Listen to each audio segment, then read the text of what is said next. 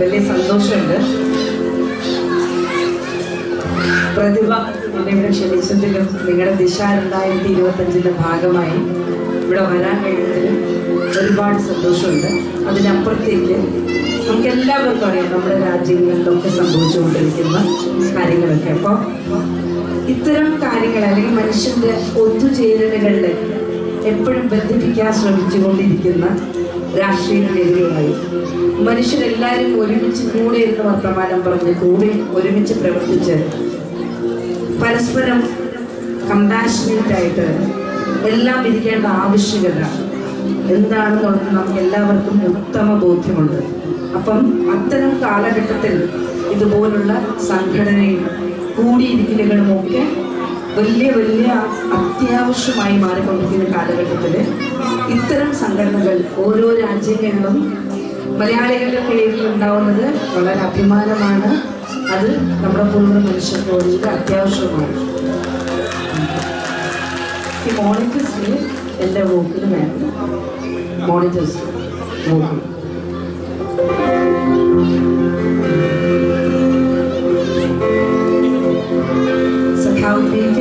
ചേച്ചി എന്താണെന്ന് അറിയാൻ തോന്നുന്നു. എല്ലാ കാലത്തും എനിക്ക് ഒരുപാട് ഇൻസ്പിറേഷൻ ഉണ്ടായിട്ടുള്ള ഒരു നായികയാണ് അവർ, ഒരു മത്സ്യസ്ത്രീ കൂടെയാണ്. അപ്പം അവരുടെ ഒരു പാട്ടും തന്നെയാണ് ഇന്നത്തെ ഈ ഒരു കൺസേൺ ഞങ്ങൾ ആരംഭിക്കുന്നത്. ഇവിടുത്തെ കലാകാരന്മാരാണ് എൻ്റെ ഒപ്പം ഉള്ളത്. അവരോടൊപ്പം നമ്മൾ തുടങ്ങാം.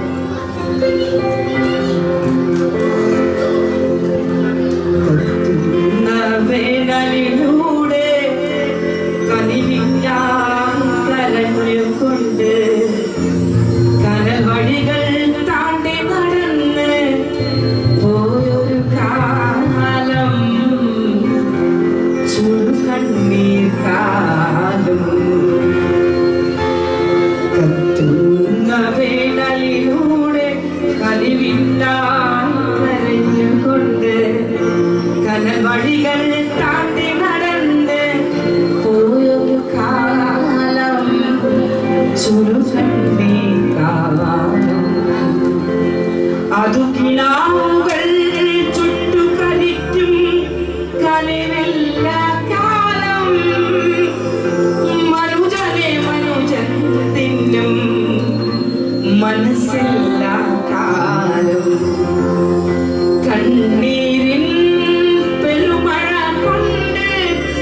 ചെഞ്ചോര ചാലുകൾ കൊണ്ടീ മണ്ണിനെ കുഴച്ചു നാം ഒരു പുതുലോകം തീർക്കും.